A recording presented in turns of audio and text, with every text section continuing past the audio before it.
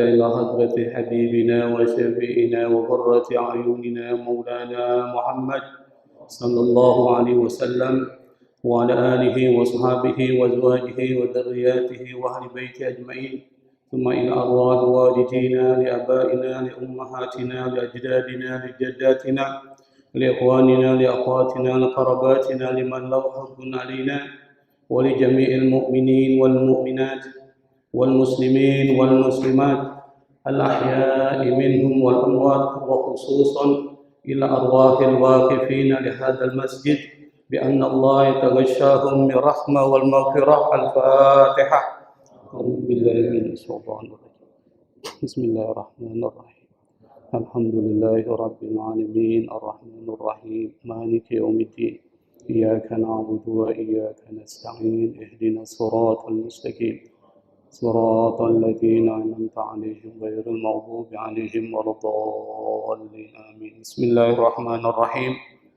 الحمد لله والصلاة والسلام على سيدنا محمد رسول الله وعلى آله وصحبه ومن والاه ولا حول ولا قوة إلا بالله.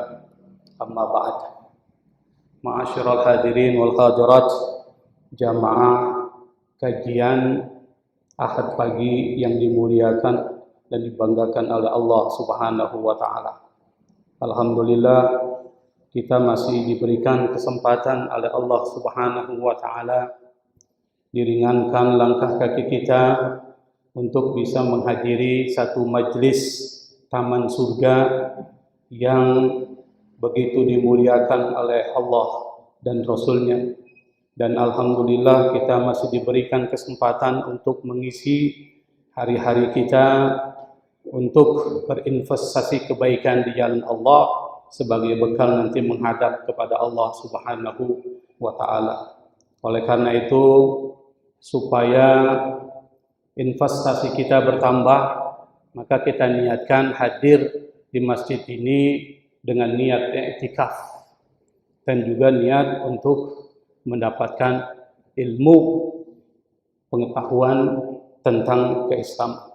Pada kesempatan kali ini, meskipun kita masih berada di bulan Dzulhijjah, bulan haji yang di dalam Al-Quran termasuk Ashhurul Hurum, bulan yang mulia, insya Allah dalam waktu dekat kita akan memasuki satu bulan juga yang dimuliakan oleh Allah yang disebut dengan Ashhurul Hurum, yaitu bulan Muharram. Di dalam tradisi masyarakat Arab itu ada pemuliaan terhadap bulan-bulan.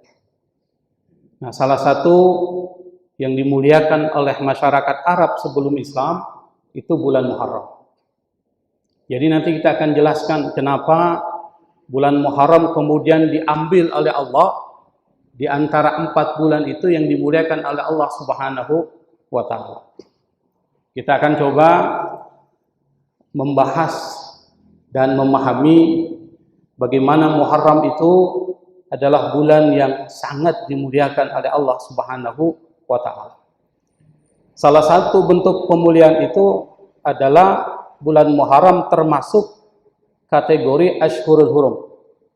Kalau kita buka surat At-Taubah ayat 36, Allah Subhanahu wa taala berfirman, "Inna iddatash shuhuri 'indallahi 12 syahran fi kitabillahi yawma khalaqas samawati wal arda minha arba'atun hurum.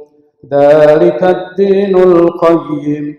Fala tazlimu fihinna anfusakum." ila akhir ayat.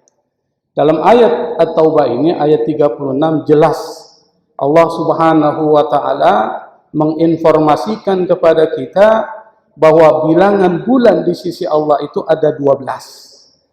Jadi bilangan bulan di sisi Allah itu ada 12. Hari di mana Allah Subhanahu wa taala menciptakan langit dan bumi, dan di antara bulan-bulan itu ada 4 yang dimuliakan oleh Allah Subhanahu wa taala. Arba'atun hurum. Nah, 4 itu yang pertama adalah Dzulqa'dah. Jadi bedakan ya, Dzulqa'dah dan Dzulqa'dah. Kalau Qa'dah itu dari kata qa'ada duduk, tapi duduknya sebentar. Itu Qa'dah. Jadi kalau saya duduk begini nih, lalu saya diri lagi, itu Qa'dah namanya. Tapi kalau Qa'dah duduknya lama, maka disebut dengan Dzulqa'dah. Seharusnya dibaca dengan Dzulqa'dah sampai dengan Dzulhijjah. Kenapa disebut dengan Dzulqa'dah atau Dzulqa'dah?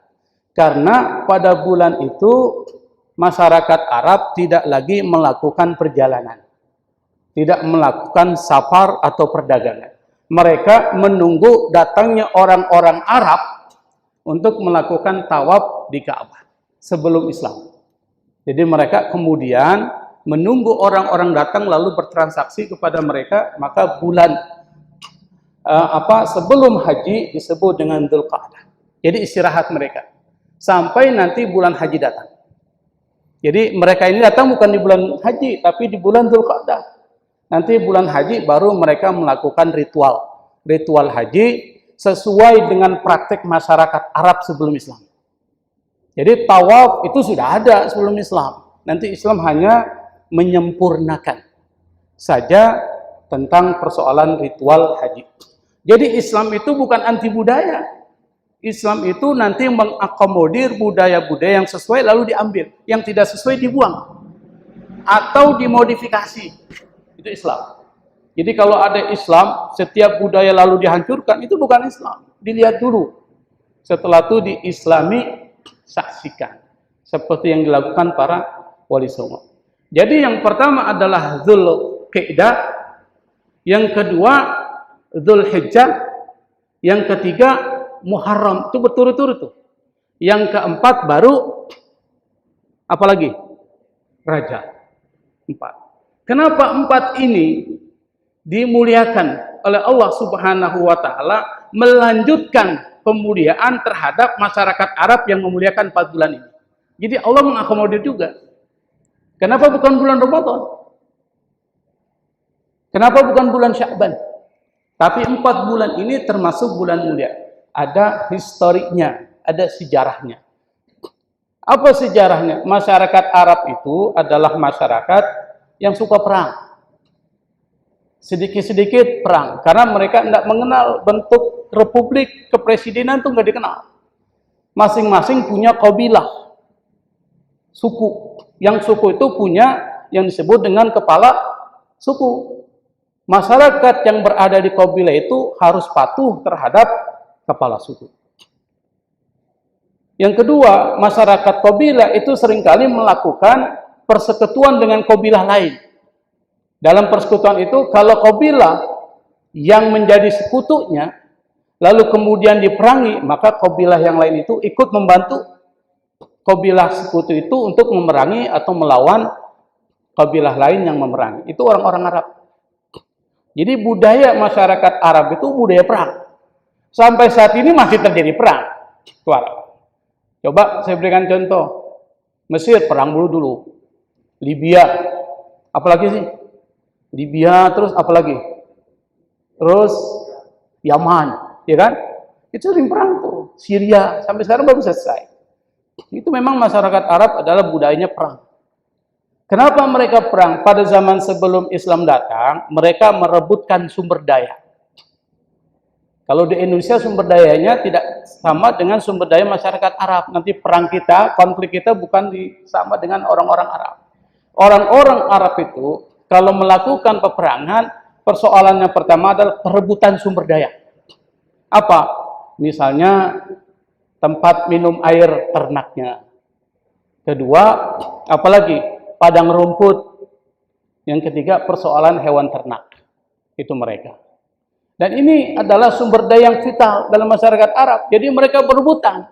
Nah, berebutan itulah memunculkan peperangan-peperangan.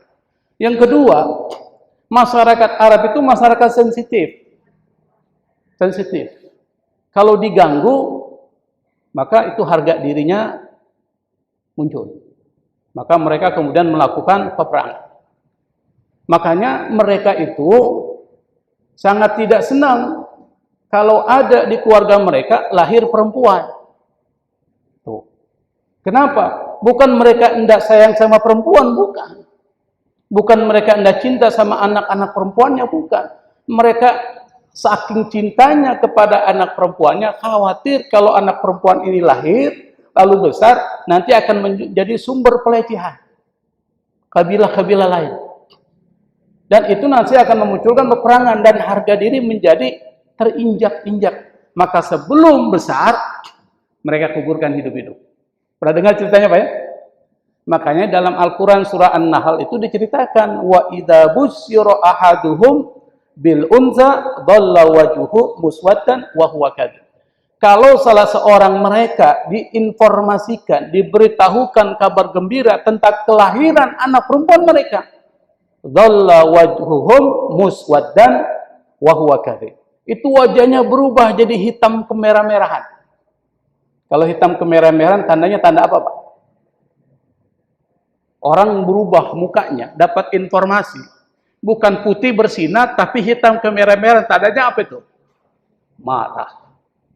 Kenapa marah? Khawatir kalau seandainya ini lahir dan besar, ini bisa jadi berpotensi akan dilecehkan oleh kabilah-kabilah lain. Maka dia bunuh. Dia bunuh. Nah itu orang-orang Arab. Budayanya seperti itu. Sebelum Islam datang. Nah karena mereka suka berperang, mereka lelah. Oh, bayangkan Pak, kalau setiap hari perang, lelah nggak Pak? Perang terus, sampai ada peperangan sampai 40 tahun dah habis-habis, namanya perang Basus. Kalau Anda ingin mengetahui bagaimana peperangan orang Arab, ada namanya buku Ayyamul Arab. Hari-hari perang orang-orang Arab. 40 tahun perang nggak berhenti-berhenti. Persoalan pembunuhan A oleh B, kabilah 1, kabilah 2. Sampai 40 tahun. Ya. Ada pertikaian antara kaum Aus dan Khazraj. Pernah dengar kan? Di Madinah itu sebelum Nabi datang ke Madinah itu ada dua kelompok bersaudara. Melakukan konflik. Tidak selesai-selesai. Karena diprovokasi orang-orang Yahudi. Sampai Nabi datang baru melakukan islah, rekonsiliasi di antara kedua kabilah ini. Kenapa? Karena memang wataknya orang Arab, budayanya perang. Kalau nggak perang nggak enak. Karena apa? Kalau dia menguasai kekuasaan, dia akan menguasai ekonomi dan menguasai semuanya. Nah, di antara bulan-bulan itu mereka bikin kesepakatan. Kesepakatan dibuat. Apa kesepakatannya? Ditetapkanlah 4 bulan di mana mereka tidak berperang. Siap supaya tidak lama. Dan bulan-bulan itu adalah bulan yang mendekati haji. Kenapa? Karena banyak orang datang ke situ. Kalau seandainya perang terus, nggak stabil ini. Siapa yang akan mengatur persoalan haji? Jadi orang Arab kelebihannya adalah itu dermawan. Dia menerima tamu dan dia layani tamu itu. Orang Arab. Maka mereka buat kesepakatan bulan-bulan tidak boleh ada peperangan. Bulan apa? Dzul Qa'dah, bulan di mana orang datang itu untuk melaksanakan haji. Bulan Dzulhijjah, bulan pelaksanaan haji, dan bulan istirahat dari haji bulan Muharram. Bisa dipahami Pak ya? Ditambah lagi dengan bulan Rajab. Sehingga 4 bulan ini menjadi bulan yang dimuliakan, dispesialkan oleh orang-orang Arab sebelum Islam dan tidak boleh terjadi peperangan. Kalau terjadi peperangan, maka akan diberikan sanksi. Tapi 8 bulan yang lain bebas. Apa 8 bulan itu? Yang pertama Safar, bebas. Rabiul Awal, Rabiul Tsani, Jumadil Awal, Jumadil Tsani. Bulan Sya'ban, satu lagi bulan apa? Bulan apa lagi? Ada 8. Ramadan, bebas. Dulu Ramadan belum dimuliakan seperti itu. Orang Arab tidak muliakan. Kenapa disebut bulan Ramadan? Karena bulan yang paling panas dalam masyarakat Arab itu bulan Ramadan. Maka disebut dengan Ramadan. Romdo itu saking panasnya ini pasir, padang pasir. Kalau kita taruh daging itu matang. Namanya Ramadan. Makanya kalau Anda pergi umrah bulan Ramadan, itu panas, Pak. Dan saya biasanya kalau umrah di bulan Ramadan, itu panasnya luar biasa. Kenapa? Ya karena memang bulannya itu. Oke. Nah, jadi orang Arab itu dia buat 2 bulan, bulan biasa dan bulan spesial. Bulan spesial, tadi 4 bulan itu. Yang bulan ini kemudian Allah akomodir. Allah legalkan menjadi Ashhurul Hurum. Itu hebatnya Allah. Jadi Allah nggak hantam itu, nggak dihancurkan, tapi dilegitimasi kalau bahasanya. Dilegalkan menjadi bulan mulia. Alasannya apa? Mengakomodir tradisi masyarakat setempat. Itu Islam. Jadi Islam tidak boleh menghancurkan budaya lokal. Tidak seperti kelompok Wahabi itu. Salafi, Wahabi terhadap budaya lokal mereka hancurkan. Padahal mereka tidak ngerti apa yang berada dalam budaya lokal itu. Misalnya saya beri contoh, tahlilan dihantam. Karena tidak sesuai dengan pemahaman mereka bahwa ini nggak ada zaman Nabi. Padahal isinya tahlilan apa? Dia nggak lihat itu. Yang dilihat bentuk formalnya tapi nggak lihat isinya. Haul itu dihantam. Isra Mi'raj, perayaan Isra Mi'raj, perayaan Maulid dihantam semua itu, Pak. Kenapa? Karena mereka lihat bentuknya nggak ada zaman Nabi. Padahal tidak semua yang tidak ada pada zaman Nabi itu bid'ah. Dan bid'ah itu sendiri punya pemaknaan yang khusus. Bid'ah itu adalah sesuatu yang diada-adakan dalam persoalan akidah dan ibadah mahdoh. Harus pahami, Pak. Akidah, misalnya Allah itu esa, maka kalau ada orang mengatakan Allah itu 3, maka bid'ah. Nabi Muhammad SAW, Nabi terakhir. Kalau ada yang mengatakan ada Nabi setelah Nabi Muhammad, bid'ah itu namanya akidah. Jadi kalau ada sesuatu yang baru dalam bidang akidah, maka itu bid'ah. Atau dalam bidang ibadah, subuh 2 rakaat. Tiba-tiba ada orang datang sholat subuh 3 rakaat. Bid'ah enggak? Bid'ah. Tapi yang lain dari itu enggak masalah. Misalnya sebelum adzan, salawatan. Memang zaman Nabi enggak ada. Kira-kira baik atau buruk? Baik. Malah itu zikir, enggak apa-apa. Ini orang-orang Salafi Wahabi itu langsung mengatakan bid'ah. Tidak ada pada zaman Nabi. Pemahaman seperti harus direvisi dan dikoreksi. Oke.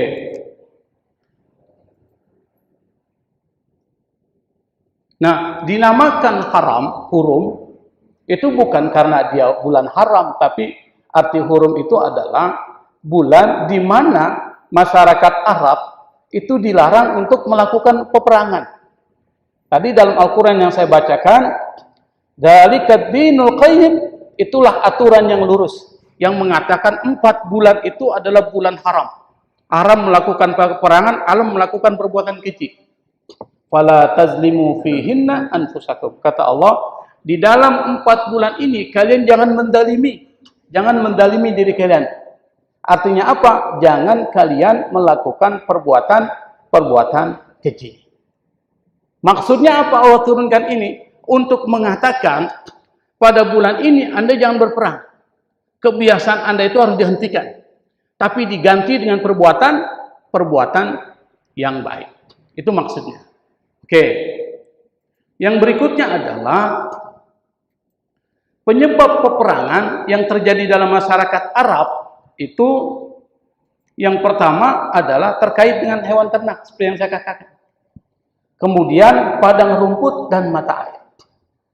Kalau sekarang konflik yang terjadi di dalam masyarakat Arab saat ini bukan persoalan hewan ternak, bukan persoalan padang rumput, bukan persoalan mata air, tapi sumber daya yang lain. Apa?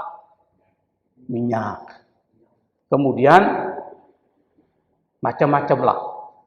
Di dalam masyarakat kita terjadinya konflik, sumber daya yang direbutkan itu beda lagi. Terkait dengan persoalan ekonomi, terkait dengan persoalan politik, dan lain sebagainya. Tapi dalam masyarakat Arab sebelum Islam, kenapa mereka sering melakukan peperangan dan diisi hari-hari mereka dengan peperangan? Karena ini sumber daya vital mereka. Kalau mereka tidak dapatkan ini, mereka tidak hidup. Maka mereka saling berebutan. Dan itu nggak ada pemiliknya, jadi mereka rebut. Padang rumput, kira-kira yang miliki siapa? Nggak ada, masyarakat Arab. Itu bebas, maka mereka rebut. Kemudian mata air mereka rebut. Karena tidak ada pemiliknya. Yang berikutnya adalah yang termasuk bulan hurum, sudah saya jelaskan tadi adalah Dzulqa'dah, tapi yang paling tepat bacanya Dzulqa'dah. Dzulhijjah Muharram dan Rajab. Nah, 4 bulan ini adalah waktu terbaik untuk mengerjakan amal ketaatan, hingga para ulama salaf dulu itu menyukai puasa di bulan tersebut. Nah, sekarang kita masuk. Kenapa bulan Muharram dianggap bulan mulia dibandingkan dengan bulan-bulan lain? Karena bulan Muharram itu adalah bulan yang di dalam bulan itu banyak peristiwa-peristiwa penting. Peristiwa-peristiwa penyelamatan para nabi itu dilakukan di bulan Muharram. Anda bayangkan, bulan yang begitu spesial di mana Allah memberikan pertolongan-pertolongan kepada para nabinya itu di bulan Muharram, bukan di bulan Ramadan, bukan di bulan Sya'ban, bukan di bulan Rajab, tapi di bulan Muharram. Saya berikan contoh. Nabi Adam itu diciptakan di bulan apa? Muharram. Siti Hawa diciptakan di bulan Muharram.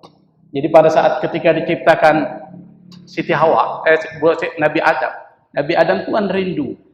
Saya ini kok sendirian, saya perlu teman. Nah, rasa gundah gulana Nabi Adam itu didengar oleh Allah Subhanahu wa Ta'ala, maka Allah ciptakan teman. Diciptakanlah teman dalam satu riwayat dari tulang rusuk Nabi Adam, lalu ciptakan Siti Hawa. Keduanya berteman. Tetapi pada saat yang bersamaan, Nabi Adam itu muncul rasa cinta sama Siti Hawa. Tapi dia tidak bisa melakukan sesuatu terhadap Siti Hawa. Dia bertanya kepada Allah, gimana caranya? Caranya, kata Allah, Anda berikan mahar kepada Siti Hawa untuk bisa menghalalkan kecintaanmu, wahai Adam, kepada Siti Hawa. Jadi mahar itu sudah ada zaman Nabi Adam pada saat diciptakan. Apa itu mahar? Simbol penghargaan, penghormatan terhadap orang yang akan kita nikahi. Itu mahar. Maka pada saat ketika Allah wajibkan Adam untuk memberikan mahar kepada Siti Hawa, Nabi Adam pun mengumpulkan intan permata, ditolak oleh Siti Hawa. Semua mahar yang dikumpulkan oleh Nabi Adam tidak diterima oleh Siti Hawa. Nabi Adam bingung, gimana caranya ini? Lalu dia menghadap kepada Allah, dia tanya, ya Allah, ini Siti Hawa, semua mahar yang saya berikan, yang indah-indah. Permata, intan, berlian, perhiasan, semuanya. Tidak satu pun diterima oleh Siti Hawa. Kira-kira maharnya apa? Apa kata Allah? Salawat kepada Nabi Muhammad SAW. Anda bayangkan, Nabi Muhammad belum ada. Disuruh salawat kepada Nabi Muhammad. Kenapa? Karena alam ini, Nabi Adam itu diciptakan dari nur Nabi Muhammad. Jadi awwalu ma khalaqallahu qabla al-asya, kata Nabi adalah nur Muhammad SAW. Jadi yang pertama kali diciptakan oleh Allah sebelum semuanya ini ada, itu nur Muhammad. Dari nur Muhammad ini nanti kemudian memancar, diciptakan alam semesta, diciptakan Nabi Adam dan semua keturunannya. Jadi penyebab pertama alam semesta ini Nabi Muhammad SAW. Makanya Nabi Adam lalu disuruh memberikan mahar kepada Siti Hawa, salawat kepada Nabi Muhammad. Dia tanya, siapa itu Muhammad? Karena Nabi Adam pernah satu ketika lewat di gerbang surga, di situ disebut la ilaha illallah Muhammad Rasulullah. Nabi Adam, siapa orang ini? Berarti ini orang spesial. Pada saya makhluk pertama, nggak ada makhluk sebelum saya. Apa kata Allah? Dia adalah makhluk yang pertama kali kuciptakan dan makhluk yang terakhir kali akan kuutus kepada dunia. Makanya Nabi Muhammad SAW itu kekasihnya Allah. Dan enggak pernah disebut di dalam Al-Quran panggilan terhadap Nabi Muhammad dengan nama. Coba Anda cari. Ada enggak disebutkan? Nabi Muhammad dipanggil, ya Muhammad. Ada enggak? Kalau ada, jitak pada saya. Kalau ada. Yang ada apa? Ya Adam uskun anta wa zawqal jannah. Wahai Adam, tinggallah engkau dan istrimu di surga. Allah sebut nama Adam. Apalagi ya Ibrahim, ya Isa, ya Nuh. Gak pakai atribut lain. Tapi ketika manggil Nabi Muhammad, ya ayyuhan nabi, qul li azwajika wa banatika wa nisa'il mu'minin. Ya ayyuhan nabi. Kecuali kalau Allah mengabarkan Muhammad Rasulullah. Itu kabar, bukan panggilan. Tapi panggilan adalah langsung menggunakan atribut, nggak pakai nama. Makanya syariat yang paling penting di antara semua syariat itu adalah selawat kepada Nabi Muhammad SAW. Apa buktinya? Pertama, Allah syariatkan puasa, Allah tidak berpuasa. Allah syariatkan salat, Allah tidak salat. Allah syariatkan kita untuk mengeluarkan zakat, Allah tidak mengeluarkan zakat. Tapi Allah syariatkan kita berselawat kepada Nabi, Allah berselawat nggak kepada Nabi? Kita baca tuh, innallaha wa malaikatahu yusalluna 'alan nabi. Sesungguhnya Allah, para malaikat-malaikatnya berselawat kepada Nabi. Lalu kita disuruh, ya ayyuhalladzina amanu sallu 'alaihi wa sallimu taslima. Maka salawat menjadi penting. Anda sholat jenazah. Sholat jenazah. Pernah sholat jenazah, Pak? Tapi belum pernah jadi jenazah. Nah, insya Allah dalam waktu dekat. Siapa yang duluan kita nggak tahu ini. Yang pasti saya belakangan lah. Jamaah duluan. Atau kita balik. Jamaah duluan, saya belakangan. Kan dibalik gitu. Kira-kira Anda nggak selawat? Ada. Kalau nggak selawat nggak sah. Sholat. Sholat. Ada selawat nggak? Kalau Anda nggak selawat nggak sah. Dirukun. Saking pentingnya selawat. Kemudian apalagi? Anda berdoa. Kalau doa itu nggak dimulai dengan selawat, doanya ditolak oleh Allah Subhanahu wa Ta'ala. Nah, itu pentingnya selawat kepada Nabi Muhammad SAW. Jadi Nabi Adam juga selawat kepada Nabi. Yang berikutnya adalah Allah ampuni Nabi Adam itu pada saat di bulan Muharram. Kita kan dengar ceritanya Nabi Adam diusir dari surga. Kesalahannya cuma satu, Pak. Apa? Makan buah huldi. Kita kesalahannya berapa tiap hari? Minta surga. Doa kita apa? Ya Allah, berikan surga, berikan surga. Dosa kita setiap hari bertambah. Tapi Nabi Adam, doanya kesalahannya cuma satu. Karena dia makan buah huldi, dikeluarkan dari surga. Kita minta surga, kesalahannya banyak, kan gak logis.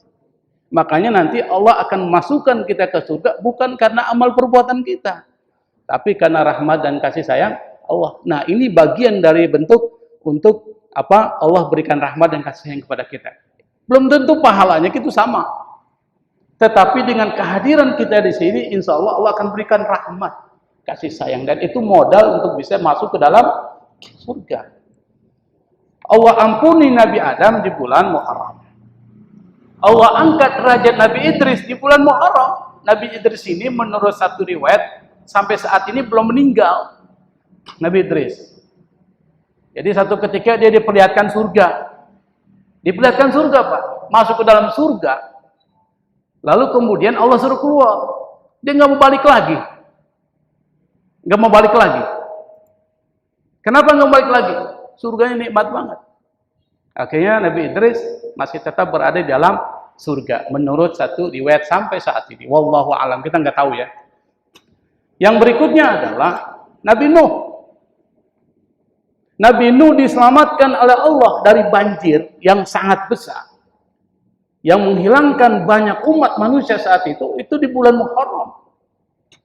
10 Muharram Asyura. Ceritanya gini. Yang ini nanti akan jadi tradisi dalam masyarakat kita. Jadi masyarakat kita itu punya tradisi, itu enggak muncul tiba-tiba, ada sebab nuzulnya. Apa? Ketika Nabi Nuh buat perahu besar, itu orang-orang atau masyarakat tuh bilang Nabi Nuh gila itu. Tidak ada laut, bikin perahu. Gila nggak, Pak? Kira-kira gila nggak orang? Tidak ada lautan, bikin perahu. Perahunya besar. Sebelum bikin perahu, Bapak tahu, dia tanam dulu sampai 100 tahun tuh pohonnya. Habis ditanam 100 pohon, baru dia tebang pohon itu. Anda bayangkan 100 tahun nanam pohon. Begitu sabarnya Nabi Nuh. Perintahnya lama dari Allah. Habis dia buat pohon, orang masih menganggap dia gila. Allah perintahkan suruh ambil makhluk hidup, hewan dan sebagainya berpasangan. Dan termasuk pengikut-pengikut yang setia kepada Nabi Nuh. Nabi Nuh itu berdakwah, cuma sedikit aja yang ikut. Di hampir ratusan tahun. Sedikit sekali yang ikut. Masuklah mereka ke dalam kapal laut. Ini ceritanya kan begitu.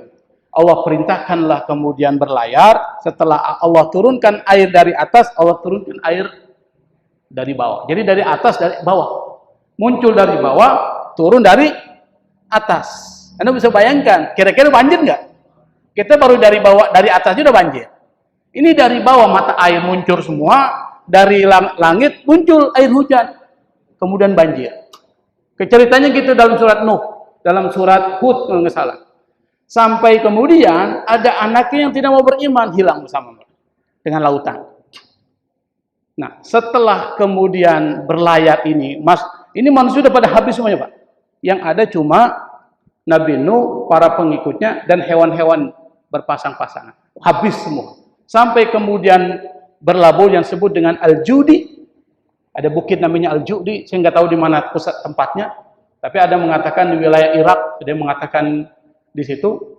Nah, itu ada tanda perahunya Nabi Nuh.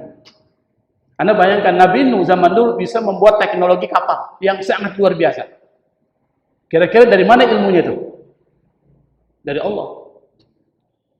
Bayangkan bisa membuat kapal yang zaman itu, zaman yang sangat primitif. Kalau bukan dari Allah, nggak mungkin. Seperti Nabi Sulaiman. Kalau bukan ilmu dari Allah, nggak mungkin bisa. Membuat sesuatu teknologi yang sangat luar biasa zaman itu. Nah, pada saat turun, ketika Allah perintahkan air hujan berhenti, air dari bawah tanah berhenti, lalu kemudian berlabuh. Di tanggal berapa? 10 Muharram. Asyura. Setelah turun, mereka lapar ini, lapar. Maka kemudian Nabi Nuh perintahkan para pengikutnya untuk mencari kacang-kacangan. Masing-masing mencari kacang-kacangan, terkumpullah dengan beragam jenis kacang-kacangan, lalu kemudian dimasak menjadi bubur. Maka disebut, kita ambil tradisinya itu sekarang menjadi bubur Asyura. Bubur Asyura. Bapak pernah makan bubur Asyura? Masa belum? Sudah itu. Gimana ceritanya bubur Asyura gimana? Ada apa gula merah? Jadi bubur Asyura itu campuran kacang-kacangan karena nggak ada beras. Disuruh cari, setelah itu dimasak ke dalam panci, wajan ya, panci, kemudian mereka makan. Lalu mereka semuanya kenyang. Kacang-kacangan macam-macam. Nah, kemudian diterjemahkan masyarakat kita sampai saat ini. Sulawesi Tengah juga ada, di Betawi juga pernah dulu ada. Apa? Kacang hijau, kacang tanah dicampur semua, campur menjadi satu. Namanya bubur Asyura.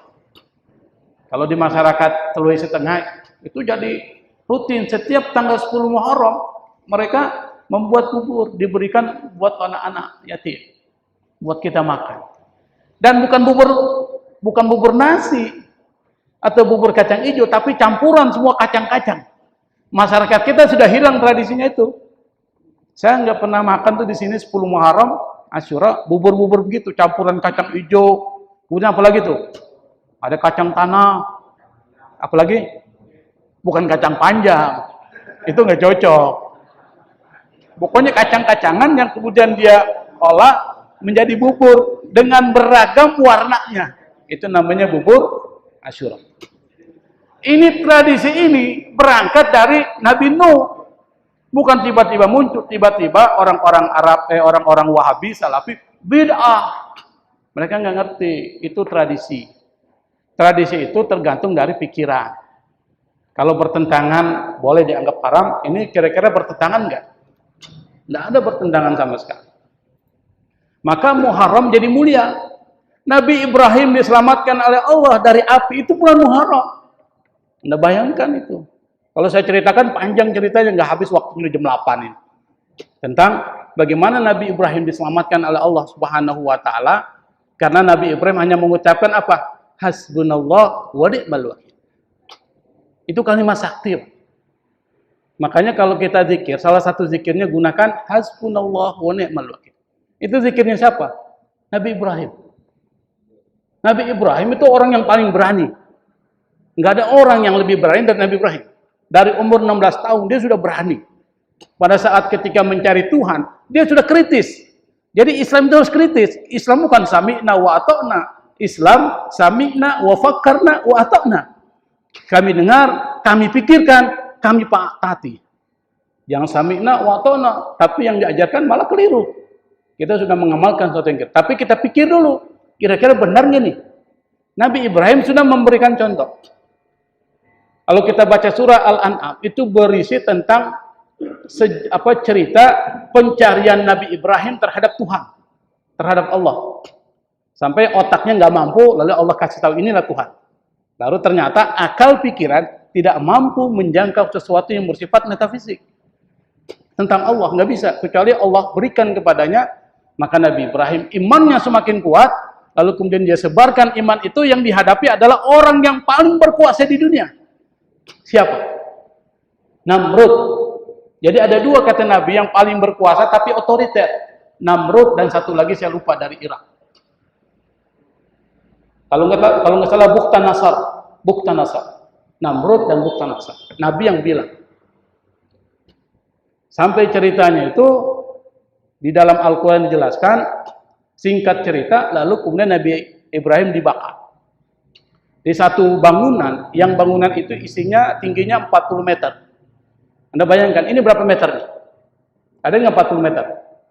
Nggak ada. Ini 40 meter dibangun bangunan, lalu kemudian di dalam bangunan itu berisi kayu bakar. Yang dicari oleh masyarakat saat itu perintah dari Namrud 40 hari 40 malam. Kira-kira banyak nggak terkumpul? Banyak. 40 meter kali 40 meter kali 40 meter, Nabi Ibrahim taruh di atas itu. Di bawahnya kayu bakar semua. Tapi ingat, orang dulu nggak orang sekarang beda. Kita kecil-kecil, orang dulu gede-gede. Harus bedain tuh. 40 meter itu ya mungkin orang dulu berapa tingginya kan? Nah, setelah dibakar, kalau seandainya burung lewat di atas pembakaran itu langsung matang. Saking panasnya itu. Itu gambarannya. Nabi Ibrahim ditaruh di situ. Kira-kira matang nggak? Hah? Seharusnya matang, kan gitu. Nabi Ibrahim mengucapkan hasbunallah wa ni'mal wakil. Cukuplah Allah sebagai penolong dan pelindung. Lalu Allah kirim malaikat untuk menemui Nabi Ibrahim, malaikat Jibril. Lalu Allah perintahkan ke malaikat Jibril, tanya kepada Ibrahim apa kebutuhannya. Jadi kalau kita ada sesuatu yang kita butuhkan, belum kita kecapaian, kita bilang hasbunallah wa ni'mal wakil. Turun malaikat tanya kepada Nabi Ibrahim, ya Ibrahim, allaka hajah. Wahai Ibrahim, kamu butuh apa? Apa Nabi Ibrahim? Orang yang imannya kuat nggak butuh sama siapapun, Pak. Kalau kita kan nyari pertolongan terus kan, kita tolong sana, kita tolong sini.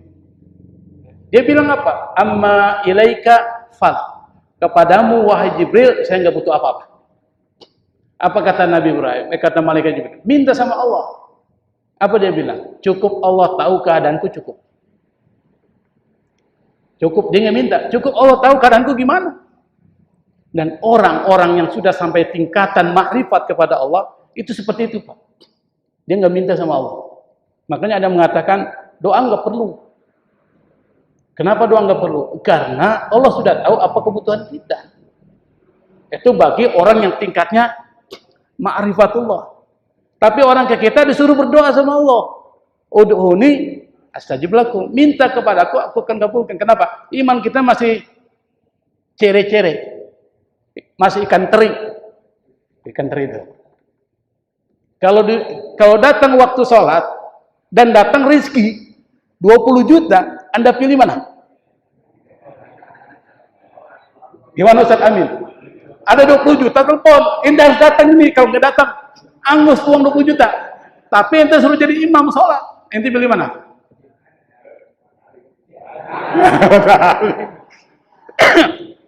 Artinya apa? Iman kita masih cere. Iman Nabi Ibrahim tinggi. Disuruh minta sama Allah. Cukup Allah tahu keadaanku cukup. Nah itu yang dijelaskan dalam Al-Hikam. Jadi kitab Al-Hikam tidak boleh diajarkan sembarangan. Itu diajarkan tingkat orang-orang yang sudah tinggi. Kenapa? Kalau enggak bisa sesat kita. Bukan sesat dalam artian ajarannya sesat, bukan. Salah paham. Bahaya. Jadi Al-Hikam itu buat orang-orang yang sudah makomnya udah tinggi, Pak. Kenapa? Karena dia sudah mengatakan bahwa tidak perlu lagi berdoa. Doa itu nggak penting. Doa itu hanya milik orang-orang seperti kita. Kita minta, Allah suruh, kita doa. Tapi orang-orang yang sudah tingkatan ma'rifat ke Nabi Ibrahim, tidak butuh doa. Kenapa? Allah tahu keadaannya. Terserah Allah. Allah mau ngapain dia, terserah. Itu namanya tawakalnya tingkat tinggi. Itu luar biasa. Kita belum. Buktinya tadi, 2 pilihan itu kita pilih 20 juta. Kalau tanya imam, imam kan masih ada besok. Ini 20 juta kapan lagi? Tuh kan. Seperti itu. Saya juga sama. Kita semuanya sama. Satu aliran. Itu Nabi Ibrahim. Makanya Allah kemudian langsung perintahkan ke api. Ya naru kurni bardan wassalaman ala Ibrahim. Wahai api, jadilah engkau dingin, sejuk, selamatkan Nabi Ibrahim. Api yang memang secara hukum alam itu membakar dan panas, lalu menjadi sejuk. Makanya Nabi Ibrahim nggak apa-apa di dalam, sejuk dia, seperti di AC.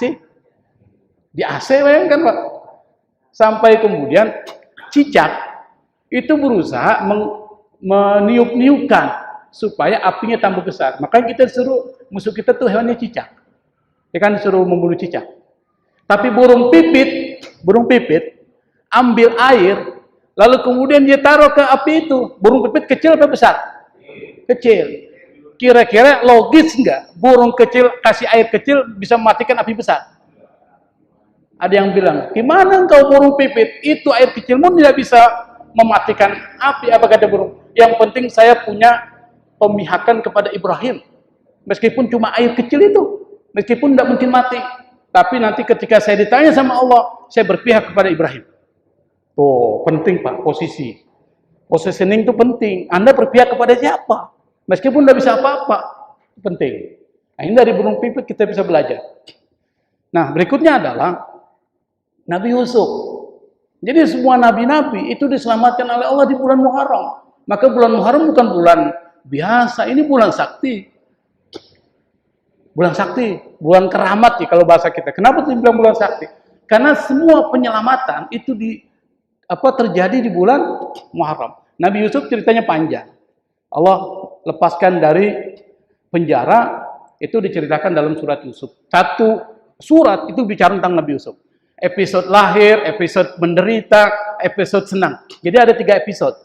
Kalau dibuat filmnya bagus. Dia lahir, kemudian dia menderita. Menderitanya apa? Pertama dilempar ke sumur, dimasukkan ke dalam penjara, sampai kemudian episode bahagianya dikeluarkan dari penjara, lalu kemudian dijadikan menteri perbendaharaan negara dan dimuliakan oleh Allah. Setelah itu dia meninggal. Jadi jarak antara dia jabatan dengan meninggalnya itu nggak lama. Setelah dia bertemu dengan Nabi Yakub bapaknya, dia mengatakan selesai, saya punya tugas. Dia minta sama Allah dimatikan dalam keadaan muslim bersama orang-orang soleh. Itu doanya Nabi Yusuf. Cerita Nabi Yusuf itu menarik. Salah satu yang saya ingat pesannya Nabi Yusuf itu adalah jangan bergantung pada makhluk. Apa? Nabi Yusuf ketika dia mentakwilkan mimpi orang yang di penjara, kan ada 2 orang kan dimasukkan penjara. Keduanya bermimpi. Yang satu bermimpi A, yang satu mimpi B. Kata Nabi Yusuf kepada yang A, dia bilang, kamu nanti akan dilepaskan dari penjara dan akan dekat dengan raja. Yang sementara engkau, wahai B, akan dipancung. Terbukti kan? Tapi Nabi Yusuf bilang kepada si A yang selamat, nanti kalau kau selamat ya, beritahu kepada raja, saya tidak melakukan seperti yang dituduhkan para perempuan-perempuan itu. Beritahu ya. Kira-kira Nabi Yusuf bersandar makhluk nggak? Bersandar pada makhluk. Setelah dia bilang begitu, si A ini lepas dari penjara. Allah kasih lupa itu, Allah nggak kasih ingat. Allah kasih lupa bertahun-tahun. Sampai Allah kasih ingat ketika Nabi Yusuf taubat di penjara. Dia sudah mengakui kesalahannya. Saya bersandar sama makhluk, istighfar, astagfirullahaladzim, astagfirullahaladzim. Bertahun-tahun. Sampai Allah kemudian ingatkan si A ketika terjadi kasus mimpinya raja. Diingatkan, oh iya, waktu di saya penjara ada seorang yang mampu menakwilkan mimpi. Baru diberitahu. Baru Nabi Yusuf dilepaskan. Setelah bertahun-tahun lamanya, ketika dia bersandar sama makhluk, Allah lupakan orang itu. Tapi kalau Anda, Nabi Yusuf tidak bersandar pada makhluk, Allah akan lepaskan saat itu. Jadi Nabi juga keliru, tapi Nabi keliru ditegur oleh Allah Subhanahu wa Ta'ala. Maka Nabi maksum. Kalau kita keliru nggak ditegur, ya keliru aja sampai ada orang yang menegur kita. Nah, Nabi Yusuf dibebaskan dari penjara di bulan Muharram. Nabi Yakub bisa melihat lagi.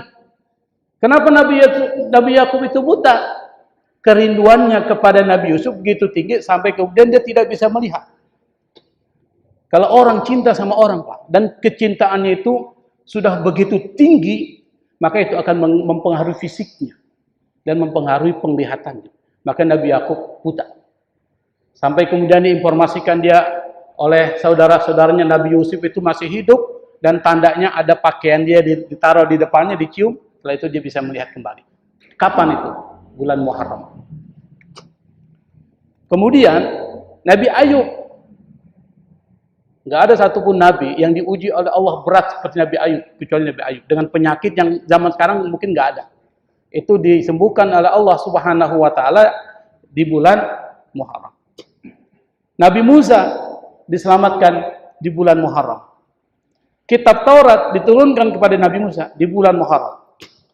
Nabi Isa diangkat ke surga, yang menurut orang-orang Kristen dia dibunuh, lalu dibangkitkan, kemudian sebenarnya dia tidak dibunuh, tapi Allah angkat dia ke langit. Allah selamatkan di bulan Muharram. Nah, jadi bulan Muharram termasuk Nabi Nuh, Nabi Yunus tahu kan? Yang masuk ke dalam ikan hiu, yang kemudian Allah lepaskan ketika dia bertasbih kepada Allah, itu Allah selamatkan di bulan Muharram semua. Maka kesimpulannya adalah Muharram bulan penyelamatan para nabi dan rasul. Dan bulan Muharram bulan terjadinya banyak peristiwa-peristiwa penting. Karena dia bulan yang sangat penting, maka kita dianjurkan oleh Nabi untuk mengisinya dengan kebaikan. Itu begitu, kaidahnya gitu. Kalau bulan itu penting, isi dengan kebaikan. Berarti apa? Karena pahalanya dilipat gandakan oleh Allah Subhanahu wa Ta'ala. Apa amalannya? Yang pertama, ini seperti orang kuliah ya, ada ini. Kalau kuliah begini biasanya kita. Tapi kalau kuliah kita pakai apa tuh? Apa tuh? Pointer. Jadi enak sambil diri-diri jalan-jalan. Tek. Ini nggak ada pointernya? Ada. Oh, di dalam diumpetin. Nggak dikasih sini, diumpetin. Hah? Oh, baterainya habis. Nah, yang pertama disuruh kita puasa. Jadi tradisi puasa itu bukan tradisi biasa, Pak. Ini tradisi khalidah. Tradisi dari umat-umat dulu dan akan pernah hilang. Puasa. Orang kalau ada kebutuhan, berpuasa. Orang kalau ingin sehat, berpuasa. Kalau orang ingin dimuliakan Allah, puasa. Itu tradisinya. Dari Abu Hurairah radhiyallahu anhu, Abu Hurairah ini adalah periwayat hadis yang paling banyak. Di antara 7 periwayat hadis Nabi, yang pertama itu yang paling banyak meriwayatkan hadis adalah Abu Hurairah. Itu perlu kita pahami. Makanya tidak heran kalau kita nanti lihat hadis banyak dinisbatkan, diriwayatkan oleh Abu Hurairah. An Abi Hurairah radhiyallahu anhu qala Rasulullah sallallahu alaihi wa alihi wa sahbihi wasallam, afdhalus siyami ba'da Ramadan syahrul Muharram. Nah, dari Abu Hurairah radhiyallahu anhu, Rasulullah bersabda, puasa yang paling utama setelah bulan Ramadan. Bulan Ramadan ini puasa yang luar biasa. Nah, setelah bulan Ramadan, puasa yang paling utama adalah puasa pada bulan Muharram. Makanya di bulan Muharram perbanyak puasa. Minimal 1 kali dalam bulan. Minimal. Maka di antara hari itu silakan isi di bulan Muharram itu puasa. Tetapi di antara hari-hari yang sangat sakti, bilang sakti saja, yang sangat keramat, yang sangat penting adalah tanggal 10. Asyura. Asyura itu dari kata Asyrah. Asyrah 10. Asyura itu hari ke-10 di bulan Muharram. Dan ini puasa di tanggal 10 Muharram itu sudah dilaksanakan bukan cuma umat Nabi Muhammad SAW, tapi umat-umat sebelumnya termasuk orang-orang Yahudi. Maka pada saat ketika Nabi ada di Madinah, dia lihat orang-orang Yahudi di Bani Qainuqa dan Bani Nadir. Pada saat itu Nabi tanya, "Mahada? Apa ini?" Karena mereka ini berpuasa. Apa? Kata orang-orang Yahudi Bani Qainuqa dan Bani Nadir, "Hada yaumun salih." Ini adalah hari baik. Yauma najjallahu Musa. Pada hari ini Musa ini kan nabinya yang diturunkan kepadanya Taurat. Taurat kitab suci orang Yahudi. Hari ini Nabi Musa diselamatkan oleh Allah Subhanahu wa taala, maka kami berpuasa karena hari baik. Maka hari Senin, hari Kamis itu hari baik. Maka puasa Senin Kamis. Hari Senin, hari Kamis. Nanti hari-hari baik adalah di 3 hari di setiap bulan. Disebut dengan Ayyamul Bid. Itu hari-hari baik. Nah, hari-hari baik berpuasa. Kecuali yang Allah haramkan. Misalnya 1 Syawal, Idul Fitri, Idul Adha dengan Ayyamut Tasyrik 3 hari. Itu Allah nggak kasih. Itu hari baik. Tapi Allah nggak kasih puasa. Kenapa? Allah haramkan. Di situ adalah Ayyamu Aklin wa Surbin. Itu hari makan dan hari minum. Jangan sampai Allah hidangkan makanan, Anda berpuasa. Bermasalah. Begitu. Jadi harus, tidak boleh, saya kuat berpuasa. Nggak boleh, Anda harus buka. Karena agama itu bukan soal siapa yang paling kuat, tapi yang paling taat kepada Allah Subhanahu wa ta'ala. Yang berikutnya adalah puasa Tasu'a. Kenapa kita disuruh puasa Tasu'a dan puasa Asyura? Untuk membedakan dengan orang Yahudi. Kata Nabi, kalau seandainya tahun depan saya masih diberikan umur, saya akan puasa pada hari ke-9 untuk membedakan dengan orang Yahudi. Itu jangan sama. Orang Yahudi piara kumis, kita potong kumis. Orang Yahudi nggak pakai jenggot, kita kasih jenggot. Itu orang Yahudi. Makanya kita berbeda. Kita disuruh berbeda oleh Nabi daripada orang-orang Yahudi. Dan ditambah lagi Ayyamul Bid. Kalau nggak bisa Ayyamul Bid ya 9, 10, 11. Kalau bisa 9, 10, 13, 14, 15. Ayyamul Bid. Bisa dari 1 Muharram boleh sampai 30 Muharram. Tapi Nabi di bulan Muharram itu dia seling. Maksudnya dia nggak langsung, ada yang kosong. Kecuali bulan Sya'ban. Bulan Sya'ban Nabi full. Puasa full. 30 hari. Tapi kalau bulan-bulan lain itu selang-seling. Nah ini kalau kita nggak bisa menjalankan dari tanggal 1, ingat tanggal 1 itu nggak ada syariatnya. Tapi adalah puasa mutlak, sunnah mutlak. Yang disebut sunnah mutlak apa? Nggak ada aturannya. Kalau Anda mau puasa, puasa aja. Sunnah mutlak. Sunnah mutlak begini. Tiba-tiba saya bangun subuh, sholat subuh, terus tidak ada makan. Karena nggak ada makan, setelah saya puasa. Namanya sunnah apa itu, Pak? Sunnah mutlak. Tapi kalau hari Kamis, Senin, Kamis itu syariat. Sunnahnya syariat. Nah kalau kita puasa Senin, puasa Kamis, ada orang ngajakin traktir, jangan terima. Ngerti nggak maksudnya?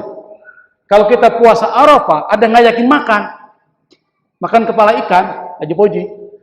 Ada Haji Poji? Tidur dia. Kita jangan terima itu. Tetapi kalau sunnahnya sunnah mutlak, kita puasa aja sunnah biasa. Kalau ada aja yang makan, ikut. Batalkan puasanya. Kenapa? Ya karena sunnah mutlak. Batalkannya puasa kita ikut ditraktir, ikut menghadiri pesta-pesta nggak apa-apa. Tapi jangan Senin Kamis kita batalin. Tetap laksanakan. Bisa dipahami Pak ya? Itu fikihnya gitu. Yang berikutnya adalah, jadi ini puasa Asyura, itu puasanya para nabi. Jadi para nabi diselamatkan oleh Allah, setelah itu dia puasa. Apa itu puasa? Bersyukur kepada Allah Subhanahu wa ta'ala. Nah, maka disebut dengan Shaumul Anbiya. Puasanya para nabi itu adalah pada tanggal 10 Muharram. Maka kita kalau dapat 10 Muharram, tanggal 28 Juli nanti, insya Allah, jangan tidak puasa. Puasa, meskipun cuma 1 hari saja di bulan Muharram kita berpuasa. Kenapa? Karena faidahnya adalah menghapus 1 tahun dosa. Kan lumayan. 1 tahun dosa kita dihapus oleh Allah Subhanahu wa taala. Yang kedua, perbanyak sedekah. Makanya nanti 10 Muharram itu disebut dengan lebarannya anak yatim. Oh, surah. Ada dasarnya? Ada dasarnya, Pak. Nggak mungkin tidak ada dasarnya. Islam punya dasar. Maka di bulan Muharram, salah satu amalan yang diperintahkan oleh Nabi adalah perbanyak bersedekah. An Abdullah ibn Amr ibn al-As dari Abdullah ibn Amr ibn al-As, beliau berkata, "Man shoma Asyura fa ka'annama shoma sanah." Barang siapa yang puasa Asyura pada tanggal 10 Muharram seperti puasa 1 tahun. Wa man tasaddaqa fihi ka'anna kasadaqatis sana. Barang siapa yang bersedekah di bulan Muharram tanggal 10 Muharram, terutama di bulan tanggal 10 Muharram Asyura, maka dia seperti orang yang bersedekah 1 tahun. Nah, salah satunya tadi, biasanya pada bulan Muharram 10 Asyura itu ada bubur Asyura. Anak-anak yatim dipanggil, kasih makan dan sebagainya. Itu tradisi, dan tradisi yang baik. Bukan bid'ah ya, itu tradisi. Dan tradisi itu baik, tidak bertentangan dengan syariat. Yang kedua, waqala Ibnu Mansur, berkata Ibnu Mansur, qultu li Ahmad, saya berkata kepada Ahmad, hal sami'ta fil hadis, apakah engkau pernah dengar hadis? Apa hadisnya? Man wasa ala ahli yauma Asyura ausahullahu alaihi sa'irasan. Barang siapa yang meluaskan, mempermudah kepada keluarganya pada tanggal 10 Asyura, maka Allah akan perluas rizkinya di seluruh tahun. Makanya tanggal 10 Asyura itu apa? Biaya nafkah buat istri dikasih naik, Pak. Ini ibu-ibu senang nih. Jadi tanggal 10 Asyura biasanya kan 1 bulan dapat 3 juta nih. Tambahin 3,5 juta. Tanggal berapa? 10 Asyura. 10 Muharram. Begitu Bang Hakim ya. Nanti istri itu tambahin tuh. Apa istilahnya sih? Uang apa sih? Uang nafkah ya, uang makan. Uang nafkah naikin. Naikin kapan? 10 Muharram Asyura. Ibu-ibu senang nih. Jadi setiap tanggal 10 Muharram Asyura naikkan 500.000. Allah akan perluas rezekinya di seluruh tahun. Jangan 3 juta, 2 juta terus setiap bulan. Kasih naik dikit-dikit. Seperti orang gajian. Kasih naik. Dia punya biaya hidup. Atau bahasanya apa sih? Uang makan lah. Iya kan? Nah, kata Sufyan, kata Ibnu Mansur, faqala na'am. Rawahu Sufyan bin Uyainah. Iya, ini diriwayatkan oleh Sufyan bin Uyainah. Sufyan bin Uyainah adalah ulama hadis yang merupakan gurunya Imam Syafi'i. Sufyan Uyainah. Jadi tradisi ini dilihatkan. Yang pertama, perbanyak sedekah, memberi makan kepada anak yatim tuh. Bubur Asyura itu dihidupkan kembali tuh tradisi itu. Kedua, naikkan uang belanja istri di tanggal 10 Muharram. Naikkan. Jangan begitu terus tapi naikkan. Yang ketiga,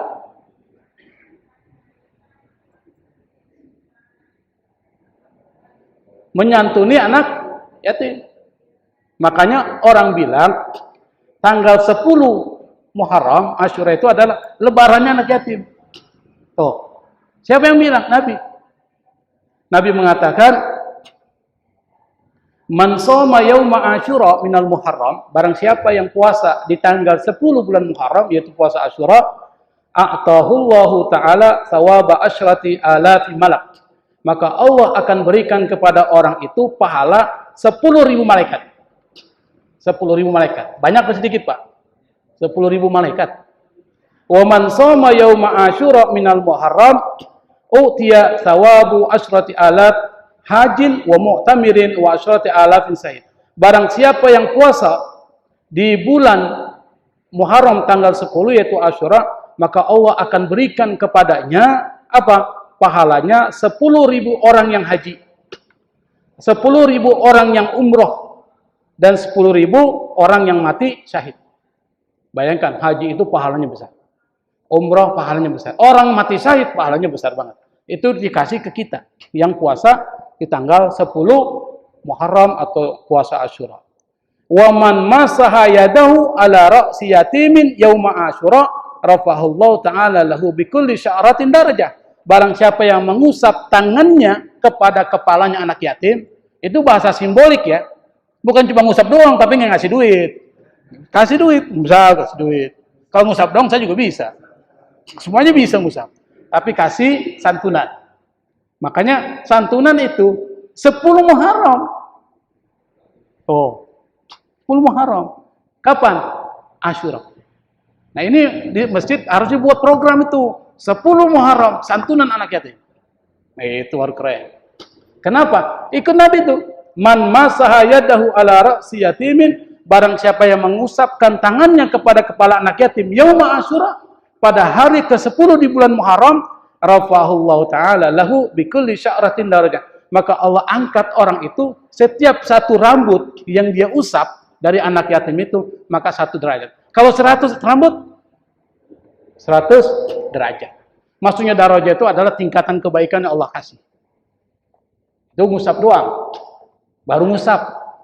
Kalau ditambah dengan santunan lebih hebat lagi. Tapi ini maknanya bukan makna dipahami secara literal, tapi harus dipahami secara ada makna substansi di balik mengusap anak yatim. Artinya apa? Memberikan kasih sayang kepada mereka, melindungi. Yang kedua, memberikan santunan dan makanan kepada anak yatim. Ana wa kafilul yatim hakada. Kata Nabi, saya dan orang yang menyantuni anak yatim hakada. Kira-kira dekat nggak nih? Dekat. Ada nggak jari di tengah ini? Tak ada, berarti dekat banget. Maka orang yang menyantuni anak yatim, kata Nabi, maka dia akan bersamaku di surga. Bahasanya. Maka di bulan Muharram, terutama 10 Muharram, perbanyak bersedekah dan menyantuni anak yatim. Terakhir, ada satu hadis Nabi, dalam sebuah hadis disebutkan bahwa Rasulullah SAW sangat menyayangi anak-anak yatim, dan beliau lebih menyayangi lagi pada hari Asyura. Tanggal 10 Muharram itu lebih disayangi. Dan ada beberapa tradisi yang harus dihindarkan. Tapi jarang masyarakat kita melakukan. Itu biasanya dilakukan oleh orang-orang Syiah. Apa? Meratap menangisi Imam Hussein. Itu jangan. Orang Syiah itu kalau setiap tanggal 10 Muharram Asyura, mereka sama-sama ada majelis duka. Ngumpul semua. Nangis, Pak. Meratap. Mengingat Imam Hussein. Kenapa Imam Hussein diingat? Karena Imam Hussein itu meninggal, dipenggal oleh Yazid bin Muawiyah. Oleh, orang bilang anjing-anjing yang Yazid Muawiyah. Itu pada tanggal 10 Muharram. Dan kepalanya itu setelah dipenggal, itu dijadikan mainan bola. Anda bayangkan, orang cucu yang sangat dicintai Rasulullah, yang dipuji oleh Rasulullah, dan dianggap sebagai penghulu anak-anak pemuda di surga nanti, itu kepalanya dipenggal, dijadikan mainan oleh Yazid bin Muawiyah. Tapi Yazid bin Muawiyah pada akhir-akhir hidupnya menyesal, karena hidupnya penuh dengan kesulitan. Allah kasih sulit, dan orang-orang yang membunuh Sayyidina Husain itu mati dalam azab, dalam siksa Allah di dunia. Ada yang kehausan, ada yang, bayangkan Pak, dia sudah minum, dikasih minuman, hausnya enggak hilang-hilang. Dikasih minuman ini enggak hilang-hilang, sampai perutnya besar, sampai kemudian mati dalam keadaan haus, padahal dikasih minum terus. Allah siksa. Nah, orang-orang Syiah ini kemudian setiap tanggal 10 Muharram mereka bikin majlis duka, mereka meratap, menangisi. Ahlussunnah wal Jamaah meratapi, menangisi secara berlebihan sampai mengoyak-ngoyak bajunya sampai robek, itu diharamkan oleh Allah Subhanahu wa taala. Maka tidak boleh, ini harus dihindari. Yang kedua, pada malam 1 Syura itu banyak orang-orang terutama di Jawa, kalau kita nggak ada. Itu sering mendatangi makam keramat itu. Karena Syura sama dengan Muharram, itu di Buddha juga ada. Setiap 1 Syura mereka merayakan. Itu biasanya mereka kunjungi makam-makam keramat, ada yang bakar kemenyan, minta kekayaan. Bahkan di Gunung Kemukus, mereka melakukan mesum itu. Di sini ada yang mau ingin kaya nggak? Pesugihan. Saya kasih tahu caranya. Bang Hakim. Itu di Gunung Kemukus, Pak. Tapi orang yang kayanya hilang. Sesaat aja. Dia akan hilang dengan sendirinya. Saya pikir itu yang bisa saya sampaikan. Mudah-mudahan bisa memberikan inspirasi, motivasi kita untuk bisa melakukan kebaikan dalam bulan Muharram yang insya Allah dalam waktu dekat kita akan masuk bulan mulia itu. Dan kita bisa berpuasa minimal 1 hari di tanggal 10 Muharram.